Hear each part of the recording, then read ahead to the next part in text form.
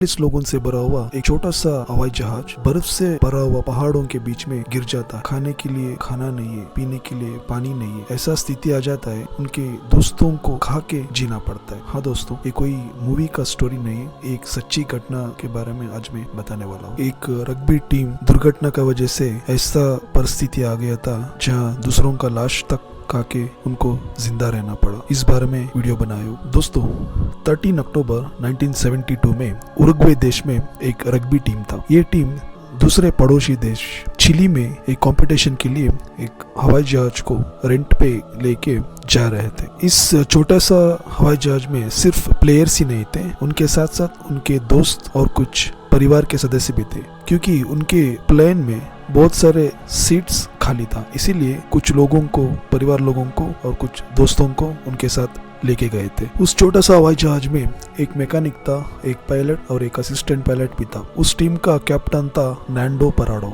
और नैंडो पराडो ने उनकी माँ और उनके एक बहन को भी साथ में लेके आया था। ऐसे छोटे से प्लेन में जाते वक्त सब लोग बहुत खुशी खुशी से जा रहे थे, नाच रहे थे, गा रहे थे, खेल रहे थे, और उनको ये अंदाजा नहीं था बहुत जल्द ये प्लेन नीचे गिरने वाला है। कुछ ही मिनटों में वो छोटा सा प्लेन कंट्रोल खो जाता है, तो इसकी वजह से नीचे बर्फ का एक बहुत बड़ा पहाड़ के ऊपर गिर जाता है। वो फ्लाइट का पीछे का हिस्सा टूट के कहीं दूर गिर जाता है और उसमें से आधा लोग मर जाते हैं। उसमें से नैंडो पराडो का माँ भी रहती है। बाकी लोग नीचे गिर के बेहोश हो जाते हैं और बहुत लोगों को चोट हो जाता है। 3 दिन के बाद नैंडो पराडो को होश आता और उसकी बहन बेहोश में रहती है। पायलट भी मरा पड़ा रहता है।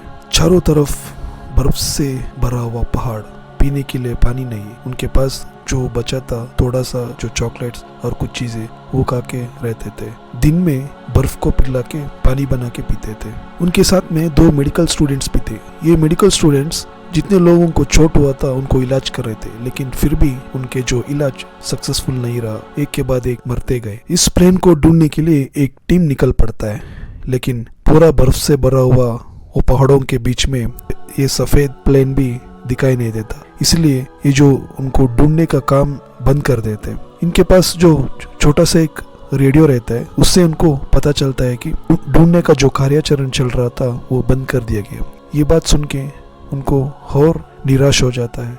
-10 डिग्री का ठंडी, प्यास, भूख, घर वालों का याद, ये सब उनको मरोड़ के रख देता है। इतने लोगों को नैंडो पराडो ने हिम्मत दे रहा था और उनके सामने एक सजेशन दिया, क्योंकि कुछ लोग ये हादसा से मर गए थे तो कि उनको खा के हम जिंदा रह सकते हैं, ऐसा एक सलाह दिया।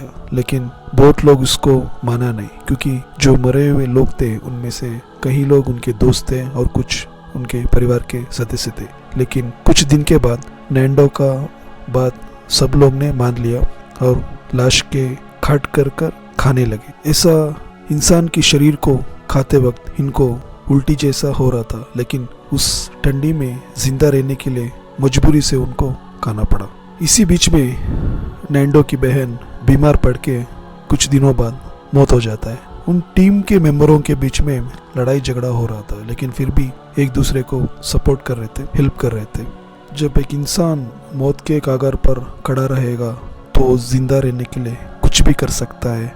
एंड इस पहाड़ों के बीच में घटी ये घटना ही एक साक्षी है। बहुत सारे लोग सोच रहे थे वो कभी भी अपना घर वापस नहीं जा सकते, उन लोगों का मौत उधर ही हो जाएगा। लेकिन इतने लोगों में से नैंडो वो जानता था कि कैसे भी उधर से हम निकलने वाला है।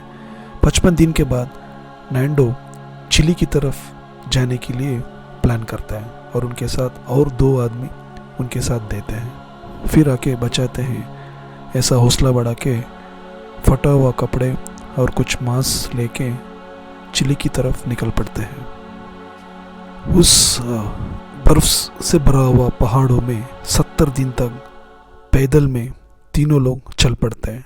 उनको खुद को भरोसा नहीं था वो चिली तक पहुंच पाएंगे, लेकिन कैसे भी स्ट्रगल करके चिली पहुंच जाते हैं। तब तक 71 डेज हो चुका होता है। फिर चिली का गवर्नमेंट उतना बचे हुए लोगों को रेस्क्यू करता है। दोस्तों आपको ये बता दें, उस दुर्घटना में जो बचा था नैंडो आज उरुग्वे देश में एक बहुत सक्सेसफुल बिजनेसमैन है। दोस्तों, जब तक हमारे शरीर में सांस चलता रहता है तब तक हम होप नहीं खोना है। नैंडो का ये कहानी हम सबके लिए स्फूर्तिदायक है। दोस्तों, ऐसे इंटरेस्टिंग वीडियोस देखते रहिए। आपको अगर पसंद आए तो लाइक कीजिए, शेयर कीजिए, सब्सक्राइब कीजिए। धन्यवाद।